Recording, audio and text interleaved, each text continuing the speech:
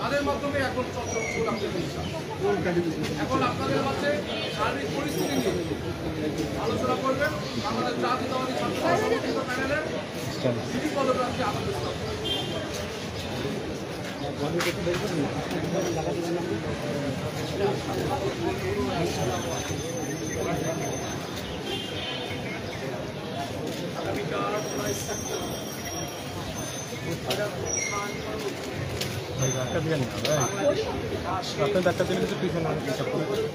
চাইছেন না আপনি এদিকে এসে কথা বলেন।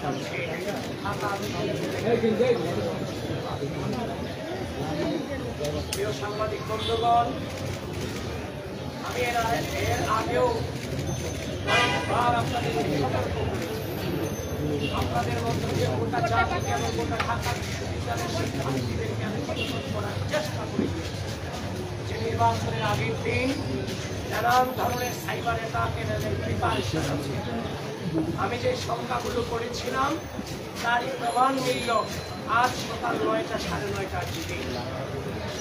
আমি ঘর থেকে উঠে আমি যখন প্রিপারেশন নিচ্ছিলাম আমি বাসা থেকে বের হব, ঠিক ওই মুহূর্তে আমি দেখতে পেলাম আমার আইডি নাই হয়ে গেছে, আমি বিভিন্ন প্রমাণাদি মধ্য দিয়ে ইনস্ট্যান্ট আপিল করে আমি প্রাথমিকভাবে আমি আমার আইডি নিয়ে আসছিলাম। প্রথমবার যখন আমি দেখলাম ব্ল্যাঙ্ক দেখাচ্ছিল, এর পরবর্তীতে আমি আইডি উদ্ধারের পরে আমি আমার ফেসবুক প্রোফাইলে একটা পোস্ট করেছিলাম যে ঢাকা বিশ্ববিদ্যালয় এবং বাংলাদেশের সচেতন থাকবা।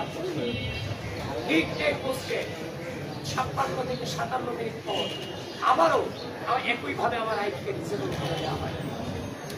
আপিল করে রেখেছি প্রমাণাদি দিয়ে। আমি জানি না আমি আইডি আর নির্বাচন আগে থেকে পাবো। প্রিয় সাংবাদিক বন্ধুগণ, আমাদের আইডি দিয়ে আমরা আমাদের প্রচার কার্যক্রম চালিয়েছিলাম, প্রচুর পরিমাণে সেটা রিচও হচ্ছিল। আমরা আমাদের এই জটিল জীবনে ছোট থেকে আজ পর্যন্ত যে লেভেলে এসেছি সে পর্যন্ত কোনোদিন কাউকে পেছন দিয়ে আঘাত করার চেষ্টা করি। আমরা যোগ্যতার দিয়ে লড়াই করার চেষ্টা করেছি, অপসংস্কৃতির বিরুদ্ধে সুস্থ সংস্কৃতি দিয়ে লড়াই করার চেষ্টা করেছি। আজ আমরা দেখতে পেলাম নির্বাচনের আগের দিন রাজনৈতিকভাবে মোকাবেলা করতে ব্যর্থ হয়ে আমাদেরকে সাইবার অ্যাটাক করে আমাদের ডিসেবল করে দেওয়া হচ্ছে।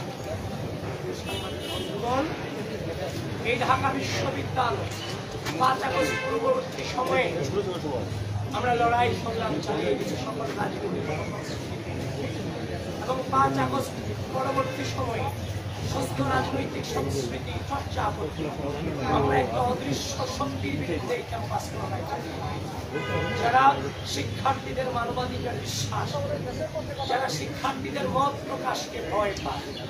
ঢাকা বিশ্ববিদ্যালয়ের শিক্ষার্থী আমাদের পথ চলা শুধুমাত্র কয়েক মাস 2016 সাল থেকে আজ অবধি পর্যন্ত আমাদের একটা দীর্ঘ পর্যায়ের মধ্য দিয়ে পরিস্থিতি মোকাবেলা করার মধ্যে দিয়ে থাকুক, বৃষ্টি থাকুক, যত প্রতিকূল আবহাওয়া কিংবা পরিস্থিতি থাকুক, আগামীকাল সকল অপপ্রচারকারীদের জবাব আপনাদের ব্যালটের মধ্য দিয়ে দিতে হবে। এবং হয়তোবা আমাদের আইডি দিয়ে আর কোনো প্রচারণা কিংবা আহ্বান আমরা জানাতে পারবো না। প্রিয় সাংবাদিক ভাইয়েরা, আপনাদের মধ্য দিয়ে গোটা জাতিকে এবং ঢাকা বিশ্ববিদ্যালয়ের শিক্ষার্থীদেরকে আহ্বান করতে চাই, আগামীকাল আমাদের প্রত্যেককে নেতৃত্ব দিতে হবে। নেতৃত্ব মানে দায়িত্ব পালন। এই রাষ্ট্রের ক্রুশাল মোমেন্টে প্রার্থী হিসেবে আমরা দায়িত্ব পালন করব। সাধারণ শিক্ষার্থী হিসেবে আপনার ভোটাধিকার যথাযথভাবে প্রয়োগের মধ্য দিয়ে আপনারাও দায়িত্ব পালন করবেন, এটুকুই আপনাদের কাছে আকুল নিবেদন।